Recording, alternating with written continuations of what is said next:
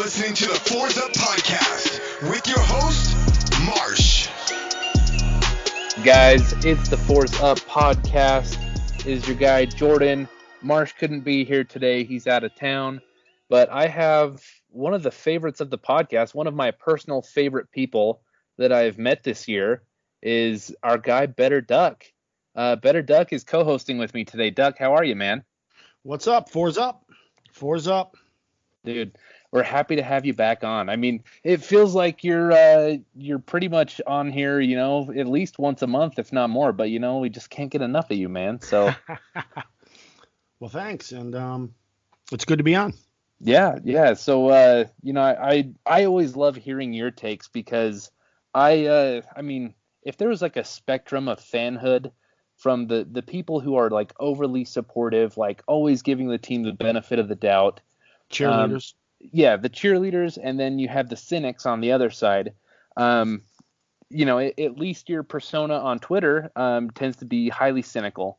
And I think I'm on the cynical side of moderate. You know, I wouldn't say I'm completely cynical. You know, I definitely always predict a 10-2 season, you know, every year. Right. But during the year, you know, I cool off. When I see stuff I don't like I'm honest about it. Right. You know, I've kind of caught some flack this year so far. But I like having you on just because I'm, you know, then there's someone else for people to get mad at. All right. Well, speaking of which, Doug, have you been looking for a good place to watch the Cane games recently? Always. Well, Always. I have a great place in mind, man, and to everyone listening, like if you guys are looking for the place to cheer on the Canes this season and enjoy exceptional craft beer, look no further than the Tank Brewing. At the Tank, they're passionate about brewing the highest quality craft beer in a process they call liquid innovation. Their big screens in their 6,500 square foot tasting room were made to watch your team and can be viewed just as well from their outdoor patio. With 16 taps, they guarantee you'll find the craft beer you've been craving. Are you hungry? Enjoy a mouth-watering menu from Twisted Fork Kitchen that will bring you back for more. And speaking of which, like I looked up the Tank on Yelp, and they have 4.5 stars out of 218 reviews. And someone mentioned a guava manchego burger, which made my mouth water. So definitely check out the food there. The Tank is the only brewery around with a cigar shop inside, and you'll love the selection. Staying in for the game, no problem. Order online at thetankbrewingtakeout.com or call us at 786-801-1554 for delivery or curbside pickup.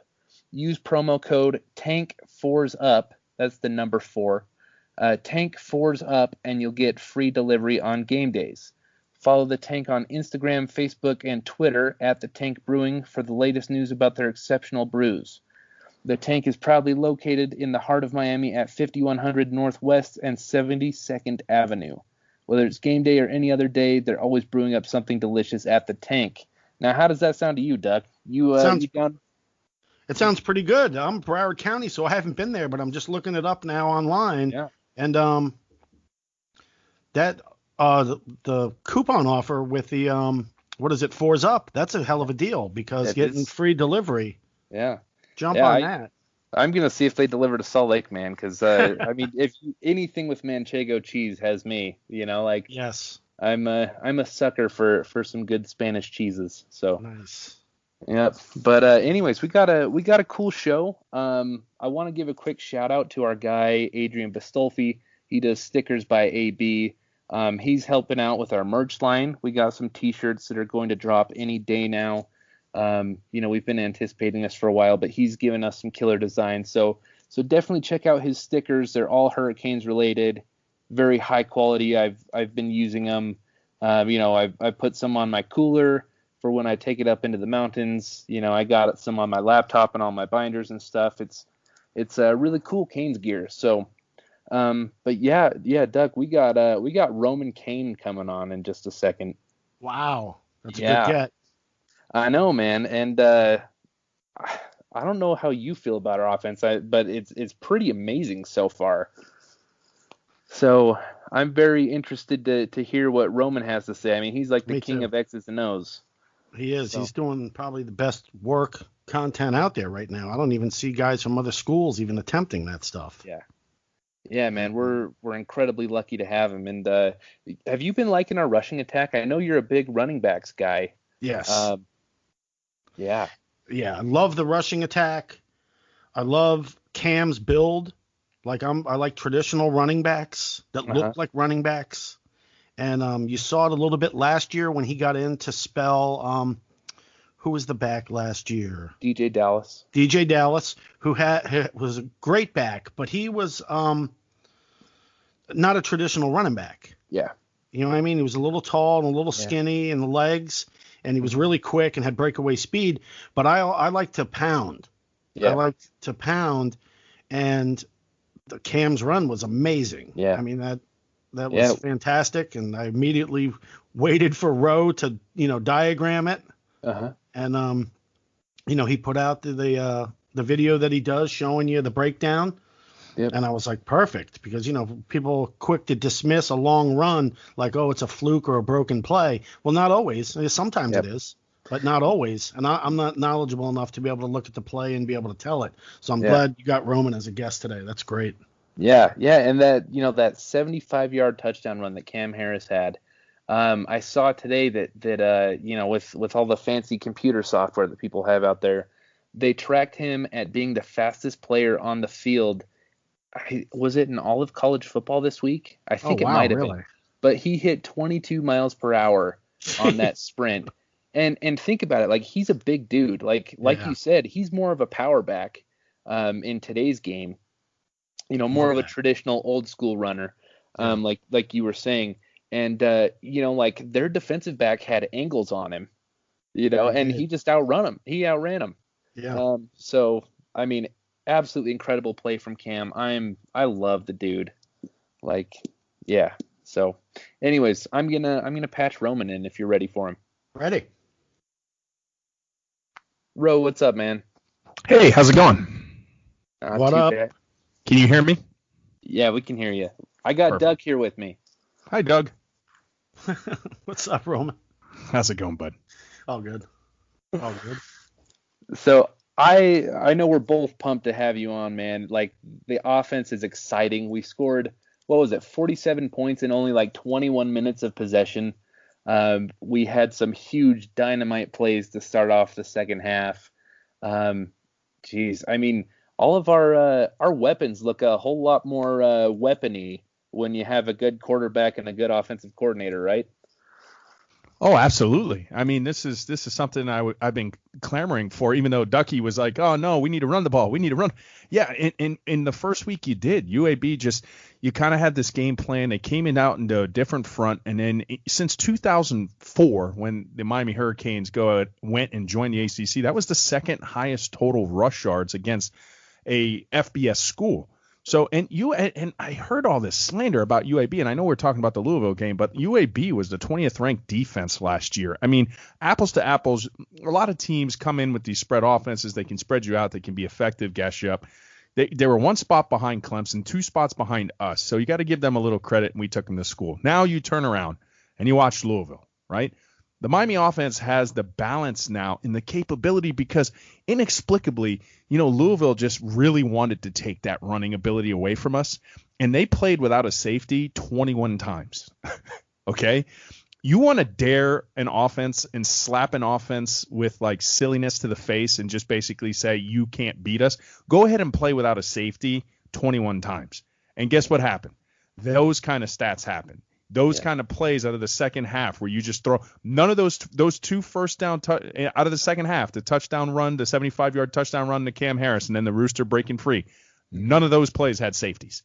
So pick your poison. Pick your poison. The first week, UAB was content in keeping the big plays at bay, letting the running backs have their way. They ran all over you.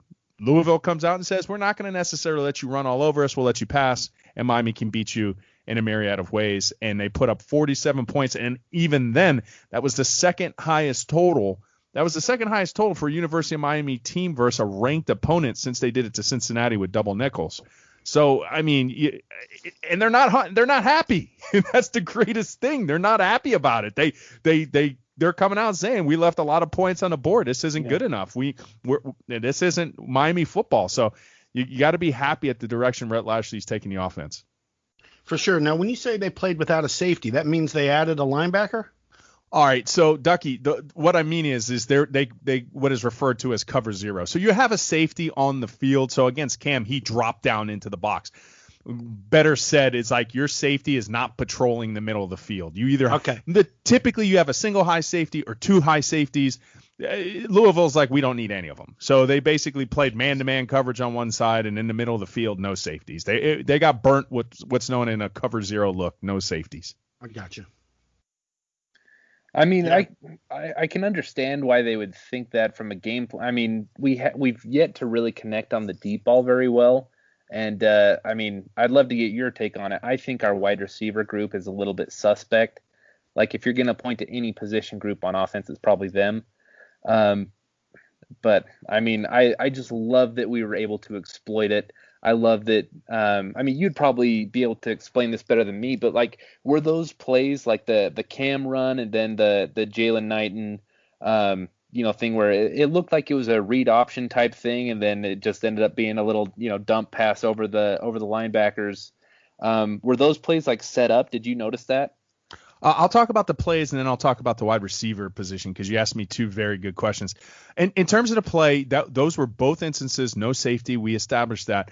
The Cam, they used orbit motion to get Mike Harley from one side of the field, and they left it vacant. Now, inexplicably, too, they had their defensive end kind of like wash in. They try to do this run stunt, and Jared Williams did a remarkable job of taking his defender and like basically sealing the edge. And when you don't have any safety because you drop them into the box and all your other secondary defenders are on the other side of the field, Cam Harris reached epic proportions, reaching 22 miles per hour on that run. I think he made a lot of money on that run alone, because I always said that, Cameron Harris was probably the slowest running back of the three. Well, he made me eat a little crow.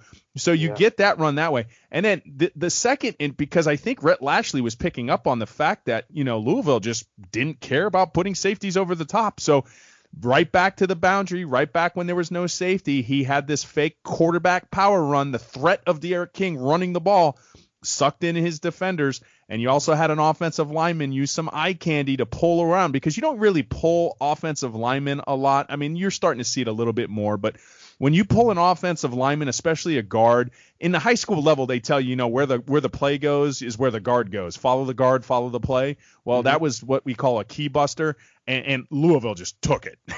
That was a brilliantly scripted play by Rhett Lashley. He went into his bag, and then there you go. In terms of the wide receivers, I'm just going to settle in after 2 games. I'll let you know something.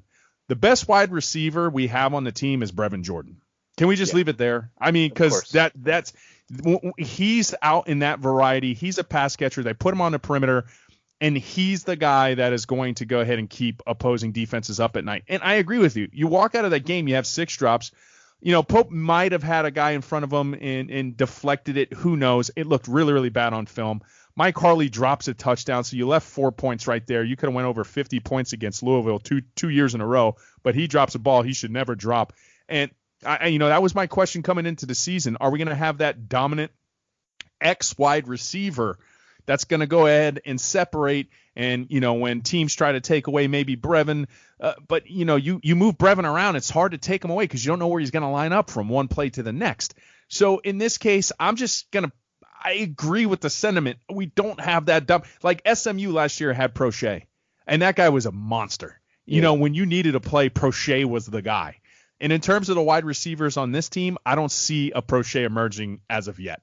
There's hyperbole, there's coach speak, there's hypothetical, but in 2 weeks, I just don't see the wide receivers playing the dividends that, rightfully so. I had some questions, but you know what? Brevin Jordan me all day, and I feel much better. Right. Well, another thing that's really impressive is that the D'Eriq King is doing all this in this weird season where they've had barely any practices or any time together with a new coordinator, and both of them coming from different programs. Like, usually those two would be struggling the most. And like, I haven't seen a guy in D'Eriq King here in a long, long time.